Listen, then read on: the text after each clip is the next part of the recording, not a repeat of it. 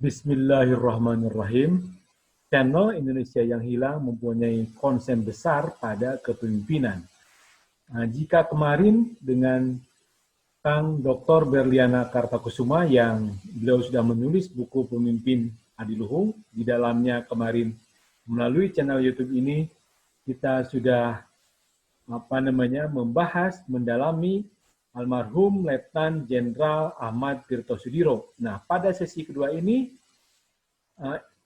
kita akan juga membahas kepemimpinan, kita akan belajar kepada Kang Berliana yang beliau sudah menuliskan salah satu pemimpin di Indonesia, salah satu pemimpin HMI yang berperan pada bangsa, yang berperan pada HMI, yakni Insinyur Muhammad Soleholid. Pada hari Minggu kemarin, Insinyur Muhammad Soleholid dipanggil Allah, dan beruntung Kang Berliana sudah menuliskan apa peran, apa keistimewaan, apa kebaikan Insinyur Muhammad Soleholid almarhum untuk bangsa, untuk HMI. Kepada Kang Berliana, saya persilakan. Menyampaikan topik pada saya, itu belajar kepemimpinan dari almarhum Insinyur yang beliau telah dipanggil kembali oleh Allah Ta'ala pada hari Ahad tanggal 2 Agustus yang lalu di salah satu rumah sakit di Medan, Sumatera Utara. Untuk itu izinkan saya mengajak kita semua untuk mendoakan beliau. Allahumma gfir lahu warhamhu wa'afi wa'fu anhu. Amin ya Allah ya Rabbal Alamin. Mudah-mudahan beliau husnul khatimah dan Allah memberikan kepada beliau putra-putri yang saleh-saleha, putra-putri yang senantiasa mendoakan almarhum sepanjang hidupnya, dan putra-putri yang Engkau berikan, yang Allah berikan kemampuan, kekuatan untuk melanjutkan kebaikan dan perjuangan almarhum Bang Insinyur Muhammad Soleholid MM semasa beliau hidup di dunia. Dan mudah-mudahan kita juga bisa meneruskan perjuangan dan kebaikan almarhum ketika beliau hidup di dunia ini. Mudah-mudahan ini juga bagian dari ta'zim kita kepada Bang Soleholid, meneruskan apa yang menjadi cita-cita beliau, begitu ya. Nah, Kang Anton Rahmat dan para hadirin yang saya muliakan, kalau dilihat dari perjalanan kepemimpinan Bang Soleholid, tentu saja kita harus mulai dari awal, begitu ya. Jadi Bang Soleholid tidak kemudian lahir tiba-tiba seperti yang kita kenal saat ini. Tetapi beliau kita akan melacak, begitu ya, dari awal, dari mulai bagaimana beliau tumbuh dan kembang di dalam keluarga. Karena kepemimpinan itu adalah sejatinya memang dibentuk sejak buayan orang tua sampai dengan akhir hayat, begitu ya. Nah, institusi-institusi yang dilalui oleh seorang almarhum Insinyur Muhammad Soleholid adalah yang pertama tentu keluarga. Dalam temuan penelitian saya, Bang Soleholid itu memang lahir dari keluarga yang terpelajar. Ayahandanya, ibundanya adalah seorang wirausaha, begitu ya. Dan beliau memang kalau lihat latar belakang ayahandanya adalah seorang berpendidikan tinggi yang kemudian mengembangkan menjadi entrepreneur kalau bahasa sekarang ya, dalam bahasa lama itu disebutnya menjadi seorang usahawan, wirausahawan ya. Dan beliau ketika di dalam kandungan itu ayahandanya sudah dipanggil Allah Ta'ala. Jadi begitu lahir beliau sudah yatim.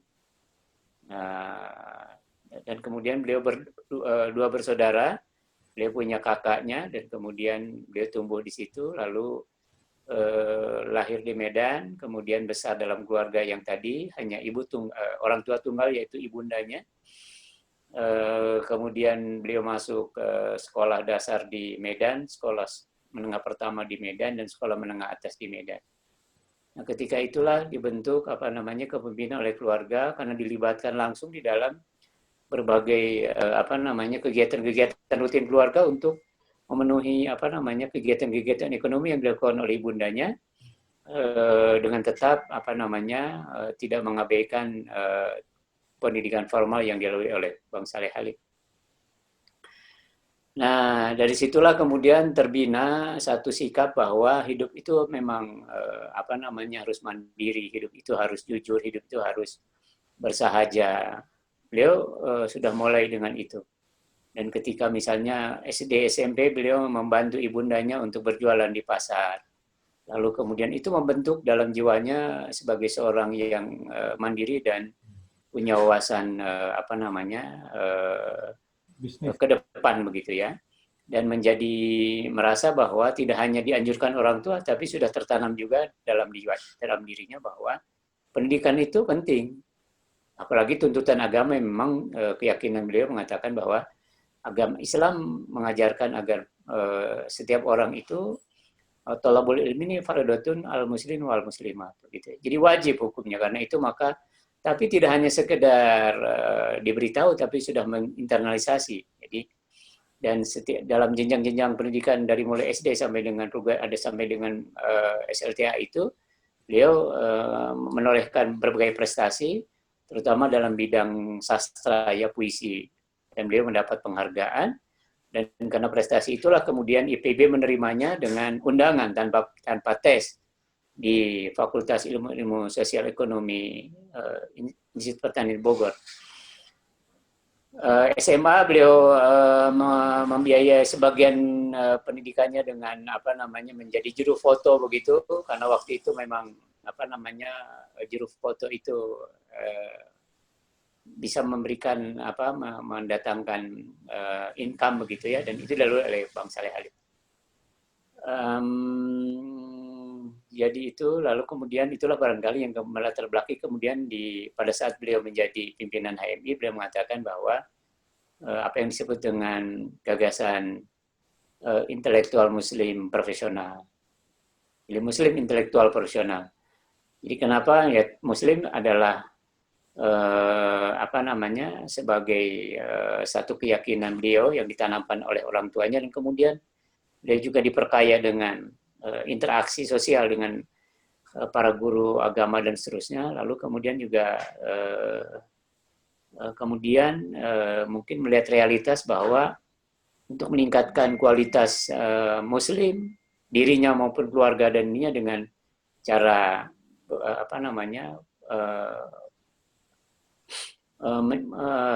menjalani pendidikan formal di IPB dan kemudian itu menjadikannya sebagai intelektual. Kemudian Muslim, pertama beliau mengatakan tetap harus Muslim, yang kedua harus intelektual, yang ketiga baru menjadi profesional. Jadi itu visi beliau tentang dirinya, tentang Muslim dirinya, kemudian tentang masyarakat Muslim dan tentang Indonesia ke depan begitu ya, Muslim Indonesia ke depan. Jadi Indonesia Muslim akan maju kalau Muslim itu kokoh dengan imannya, konsisten dengan pengamalan syariat Islamnya, dan kemudian diwujudkan dalam bentuk amal-amal saleh yang itu harus ditopang berbasis pengetahuan, karena pengetahuan itu hanya didapat dengan cara belajar. Belajar dalam konteks keindonesiaan hari ini dan juga mungkin ke depan adalah dengan cara mengikuti pendidikan formal di perguruan-perguruan tinggi begitu ya. Dan itulah yang diinginkan oleh Bang Saleh Halid kepada ini. Itu visinya. Kemudian tadi keluarga seperti itu, keluarga Muslim yang taat, kemudian membentuk pribadi sebagai Saleh Halid yang taat, yang mengedepankan Muslim. Kemudian Muslim adalah dasar dari segalanya. Lalu kemudian baru diperkaya dengan intelektualisme atau menjadi ulama begitu ya. Dan kemudian harus profesional. Profesionalisme itu adalah tuntutan karena apa? Karena era modernisasi ini memerlukan orang-orang yang profesional di bidangnya masing-masing. Sehingga dengan begitu maka pertumbuhan masyarakat akan menjadi lebih terukur, lebih cepat bisa diraih dengan memanfaatkan konsep atau falsafah profesionalisme itu. tentu beliau juga belajar dari masyarakat, kondisi existing masyarakat Muslim Indonesia pada saat beliau tumbuh dan berkembang, juga mungkin belajar dari referensi bagaimana kemajuan-kemajuan bangsa lain di dunia tentang untuk memajukan masyarakat dan bangsa. Jadi itu visinya, kemudian tentu beliau visi itu diimplementasikan dalam kehidupan keseharian, kemudian beliau menjadi lulus perguruan tinggi, beliau aktif di perguruan tinggi, beliau aktif di berbagai organisasi untuk menempa kepemimpinannya, baik itu di intra-universiter maupun di ekstra-universiter. Di intra-universiter beliau aktif di Resimen Mawarman, Menwa, ya, yang pada saat itu Menwa masih kuat di perguruan tinggi di tanah air. Kemudian yang kedua, beliau di intra juga aktif di Badan Perwakilan Mahasiswa. Nah, di ekstra beliau aktif di Himpunan Mahasiswa Islam. Yang ketika beliau studi di IPB itu beliau sempat diberi amanah oleh anggota HMI cabang Bogor menjadi ketua umum HMI cabang Bogor tahun 1980-1981.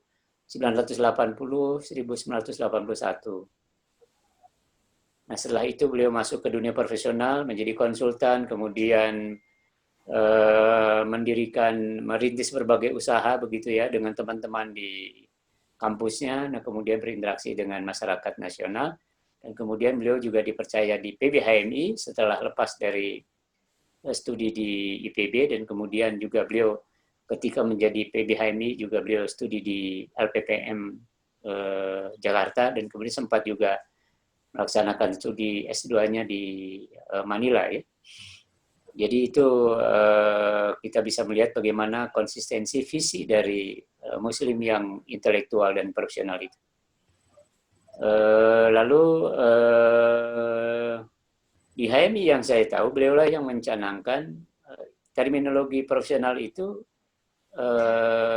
resmi masuk di dalam dokumen HMI sejauh saya tahu adalah ketika kepemimpinan Bang Saleh Khalid pada periode PBHMI 1986-1988. Sebelumnya tidak ada masuk di dokumen itu, dan wacana profesionalisme itu tidak berkembang atau belum berkembang secara intens di dalam aktivis maupun para pengurus HMI, sehingga HMI harus profesional, dikelola harus profesional. Karena itu maka beliau menyatakan bahwa misalnya konsolidasi total organisasi untuk mencapai Muslim, HMI yang Muslim, HMI yang intelektual, HMI yang profesional. Itu konsolidasi total organisasi PBHMI periode konsolidasi nilai-nilai, konsolidasi organisasi, konsolidasi perkaderan, dan konsolidasi peran keumatan HMI. Dan di luar HMI saat itu belum ada isu profesional kan? Saat itu di belum. Sebelumnya, periode sebelumnya tidak mengenalkan itu di dalam wacana resmi organisasi. Nah, ketika beliaulah kemudian wacana itu menjadi sedemikian berkembang karena beliau punya kesempatan untuk mensosialisasikan profesionalisme itu di dalam berbagai kegiatan organisasi PBHMI. Tentu beliau keliling seluruh Indonesia, kemudian menyampaikan gagasan-gagasan tentang profesionalisme, dan kemudian menjadi menjadi wacana yang diterima oleh HMI secara nasional tentang apa profesionalisme itu ya. Saya di luar HMI juga wacana profesionalisme saat itu belum jadi bahan ya di luar HMI. Ya belum sesemerak seperti ketika misalnya memulai Bang Saleh Khalid memperkenalkan konsep profesionalisme di dalam HMI. Begitu ya. Tentu banyak perspektif, ada yang setuju, ada yang tidak setuju dengan profesionalisme. Itu kan wacana yang berkembang di dalam masyarakat, baik itu di masyarakat akademik perguruan tinggi maupun di masyarakat luar dan seterusnya, begitu ya. Nah, kira-kira itu yang saya amati konsistensi Bang Saleh Khalid, dan itu kontribusinya menurut saya kepada HMI dan kepada umat Islam khususnya, dan tentu saja mudah-mudahan ini menjadi kontribusi beliau kepada bangsa dan negara. Jadi beliau itu tidak ada keterpecahan antara konsep keislaman dan keindonesiaan. Saya Muslim, saya orang Indonesia. Saya Muslim, saya warga negara Indonesia. Jadi tidak ada perbedaan atau tidak ada kontradiksi antara pengakuan Muslim, pelaksanaan Muslim dengan sekaligus sebagai warga negara.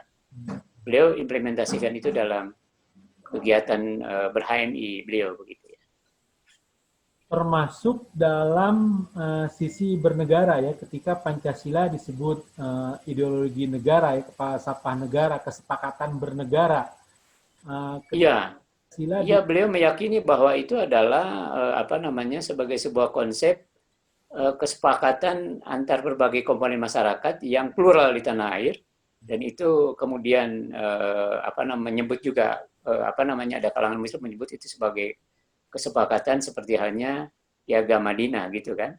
Ada Yahudi, ada yang lain-lain kemudian menyepakati Piagam Madinah untuk membangun Madinah, kemudian untuk saling menghormati dengan keyakinan masing-masing, dan untuk tidak saling menistakan antara Yahudi dengan Muslim dan seterusnya. Gitu, bahwa ini adalah umatan wasatan, umatan wahidah. Bahwa keyakinan itu sudah jelas. Quran mengajarkan begini, orang itu dan Rasul kan hanya menyampaikan. Tidak mewajibkan Allah tidak mewajibkan pada Muhammad Rasulullah SAW untuk mengambil alih kemahakuasaan Allah, yaitu memberi hidayah. Karena itu mutlak. Rasulullah hanya menyampaikan saja. Dan itu saya kira ketika Piagam Madinah yang saya tahu juga kan tidak sedikit Rasulullah yang saya baca itu mendapat pertentangan dari orang-orang yang paling dekat, yaitu Khulafaur Rasyidin. 3 Khulafaur Rasyidin diantaranya. Yang tidak setuju itu kan kalau saya tidak salah adalah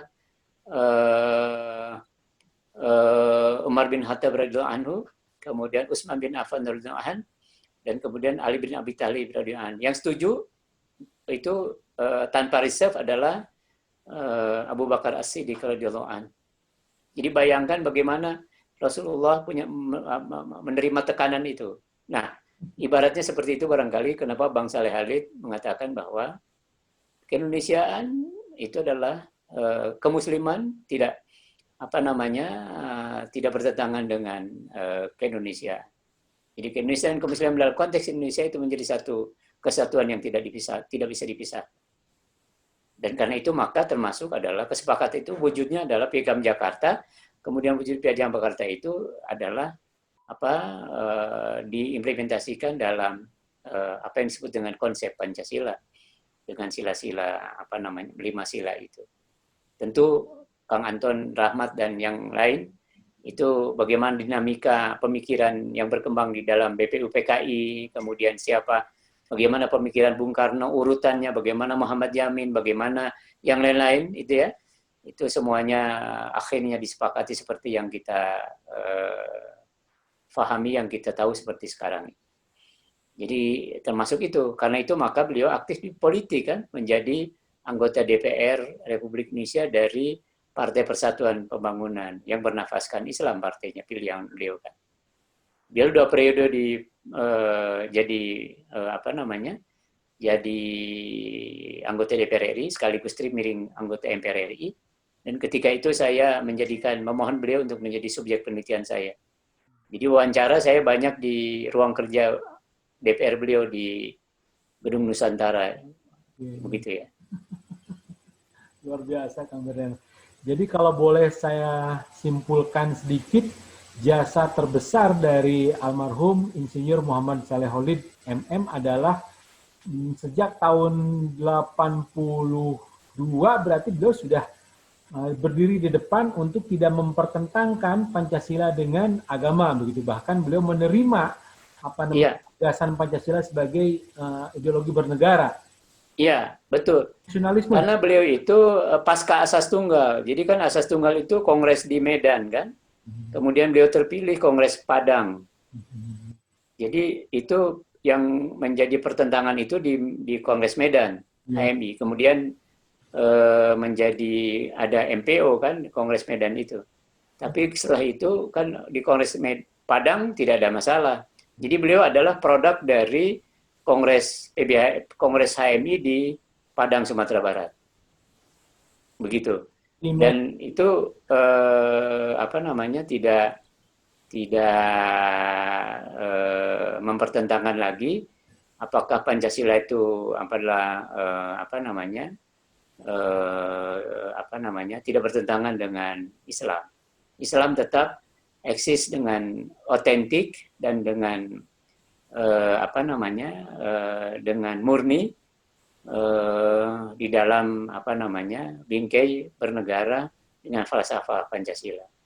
Karena agama adalah wahyu Allah, tuntutan Allah, sedang Pancasila adalah cara berpikir tentang sebuah negara dalam sebuah komunitas atau masyarakat tertentu yang dalam hal ini adalah dalam dalam frame Negara Kesatuan Republik Indonesia. Kira-kira saya menangkapnya begitu ya, Kang Anton ya. Baik, terima kasih Kang Ber. Jadi sekali lagi Bang Saleh Khalid sejak kongres di Medan, bahkan beliau memang tidak terpilih, tapi beliau sudah berdiri di depan untuk tidak mempertentangkan Pancasila dengan agama. Dan yang kedua, jasa beliau terbesar adalah mengusung wacana profesionalisme, begitu kan Kang Ber? Betul, betul. Jadi itu adalah profesionalisme itu di ujung setelah konsep Muslim diperkuat. Setelah itu baru kemudian konsep intelektual Muslim. Oleh karena itu maka dia menjadi Muslim intelektual profesional. Itu visi idealnya beliau. Jadi kalau kita mau menjadi pemenang di masa depan, masa itu dan masa depan HMI, maka apa yang disebut dengan insan akademis pencipta ngabdi itu diimplementasikan dalam dalam kemasan Muslim intelektual profesional, gitu. Matur nuhun Pak Dr. Berliana. Sekali lagi saya perkenalkan Kang Berliani. Kang Berliana Kartakusuma ini adalah dosen senior di UNIDA, termasuk di Pasca Sarjana Universitas Islam apa Kang namanya tuh? Universitas Juanda. Universitas Juanda. Iya. Universitas Juanda itu diambil dari nama pahlawan nasional kita yang berasal dari Tasik, Kang Anton. Insinyur Haji Juanda. Ya, Kanta Prawira kalau nggak salah saya ya. Iya. Nah, beliau itu adalah satu tokoh teknokrat yang berasal dari tanah Pasundan. Yang itu tidak berpartai dan kemudian beliau adalah banyak mewarnai pemerintahan Bung Karno. Dipakai atau dipercaya oleh semua partai yang bertentangan di parlemen, tapi tetap beliau menjadi menjadi tokoh yang mengayomi semua tanpa harus kehilangan identitas Muslim beliau. Dan saya kira juga mungkin Kang Anton nanti bisa, kalau boleh saya usul, samping yang tadi belajar kepemimpinan dari Insinyur Haji Muhammad Juanda. Jadi Haji Juanda itu ada 3 nama yang diabadikan nama beliau itu. Satu, Universitas Juanda. Yang lebih awal adalah Waduk Juanda. Jatiluhur, Waduk Juanda. Jatiluhur. Nama resminya itu Waduk Juanda. Waduk Insinyur Haji Juanda. Yang kedua adalah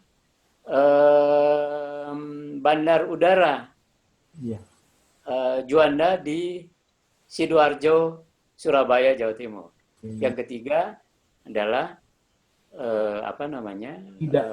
Universitas Juanda. Itu dan kita melacak pada ininya, ternyata beliau juga adalah seorang guru, di samping beliau menamatkan sekolahnya di ITB ya. Nah, jadi saya kira menurut saya ini penting untuk diinikan, karena deklarasi Juanda itu menjadi tonggak lain dari tanah air. Kenapa? Karena Juanda dengan deklarasi Juanda itulah ada dikenal di dunia ini konsep negara kepulauan. Tanpa setetes darah pun dikorbankan untuk memperluas wilayah Nusantara dan memproteksi dalam hukum laut internasional.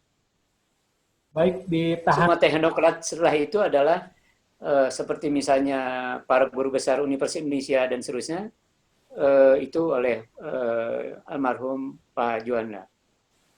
Nggak, maksud saya ini ilustrasi karena tadi disebutkan saya tempat mengajar saya di Universitas Juanda.